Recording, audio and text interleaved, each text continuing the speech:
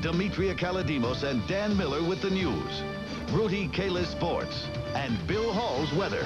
Next on Impact 4, a night owl in tennis shoes. 54 years old. Some people think this man is crazy. You might think so too. But this running man could care less. I'm Andy Pearson. You'll meet one of Nashville's fixtures in the middle of the night. Coming up next in Impact 4.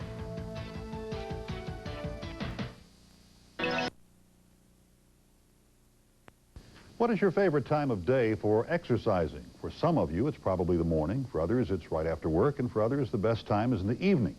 But one Nashville man says the best time for him to exercise is in the middle of the night, after he's been asleep for a couple of hours. Andy Pearson is here with Impact 4 and Nashville at Night. Where'd you find this guy? Well, it was one of those strange things. Gary Knox and I were out about 6 weeks ago with photojournalist Gary Knox. It was snowing outside. It was about 38 degrees. And I'm driving down West End 3 in the morning, can't go to sleep. And I look over and I see this man running with his dog. And I don't usually do this, but I yelled out the window at him and said, "Do you always run at 3 in the morning?" Well, you're about to see the answer. I found this 54-year-old man who's been a fixture of the night in Nashville since the 1970s.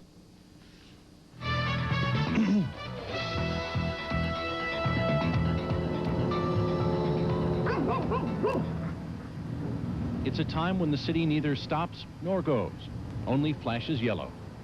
When the wind blows coldest. When sounds that would be buried in daylight come alive over the nighttime stillness. A time of day most men and beast would not claim as their own, except for a select few. Hey, 2 o'clock until 4 o'clock, that's my time. If I'm in New York, if I'm in Chicago, if I'm in Phoenix, and I've been, all these places, everywhere I am at this time of morning, I get up and I do me an hour and 25, 30 minutes. Move on, dog. I've been running since about 1976. And I love to run at night because I'm the only one out here. I know nobody by name, but I know every truck and all the homeless folks and folks I yell at and wave at and folks who are watching out for me, police, the garbage folks, the news people, everybody. He's a fixture to people who work the night shift, as reliable as time itself. No, they see me, but they really don't know who I am. Every now and then, I'll talk to one person or something, but 90% of them don't know who I am, have no idea. They only know they see me out here almost every morning, about the same time. He's the running man. His name is James Drjhaney, Dr. James Drjhaney, a professor of history at Tennessee State University. His weekly routine has been the same for 20 years. Move on, dog. I'm 54 years old. Feel like I'm 19. That's enough for me. I go to bed at 10, get up at 2, go back at 4, 15, and back up at 6.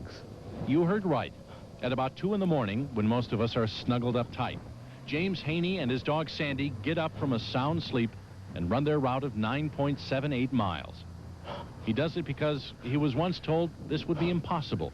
Back in 1975, my grandfather accidentally shot me in the leg with a .38 caliber pistol. Excuse me. And I was told that I would never be able to walk again unless I started to use the leg. And of course, as soon as I got out of the hospital, I started running around the yard here.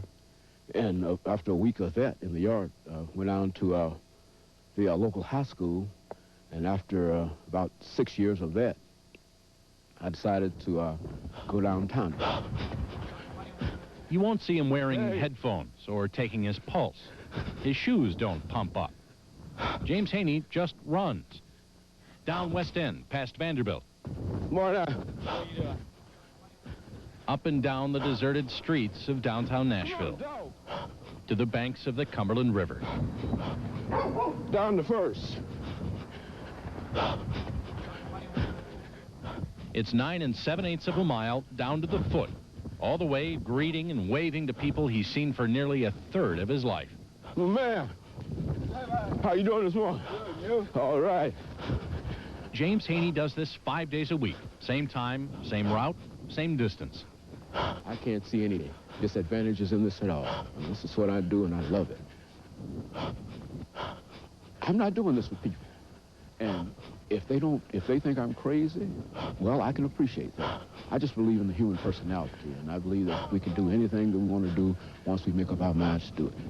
It takes an hour and a half out of my day, and I think it's worth it. Plus, it requires discipline, and I think I got that. And that makes me feel good about myself. Gives me greater self-esteem, and I can get out and meet the world better. As he makes that last block toward home, there's no one there. No welcoming committee at the finish line. No one to notice. Before he goes back to his wife and children in his warm bed, there's always a prayer of thanks that he's been able to put one foot in front of the other for another night. Oh, thank you, Lord. Okay. Thanks that he can still devote 2 hours out of each 24, even though it is in the middle of the night, to his body and his well-being. Thanks that there is life, and that life is good. Very few people that I grew up with are alive today, you see, and many of them have died of heart attacks and strokes and violence and whatnot, but Dr. Haney keeps pushing on. And I tell folks that I'm going to be around here a long, long time. I'm going to be around here at least 100 plus. I mean, that's what I'm looking for, you know. In fact, Dr. Haney says he plans to live to be 120. Very Willard Scott. Now, does the doctor ever have problems out there? Anybody ever attack him or try to rob him or anything? Never. In 20 years. Really? Never had a problem. In all those cities, too. But he says the biggest threat is the cars. You know, coming out from the clubs late at night, so he doesn't run on Saturday. Yeah, very impressive. I'm amazed. He goes to bed, wakes up, and does this. Yeah, and he's refreshed. That's amazing. Goes back to bed. Demetria. Ahead on the scene at 6.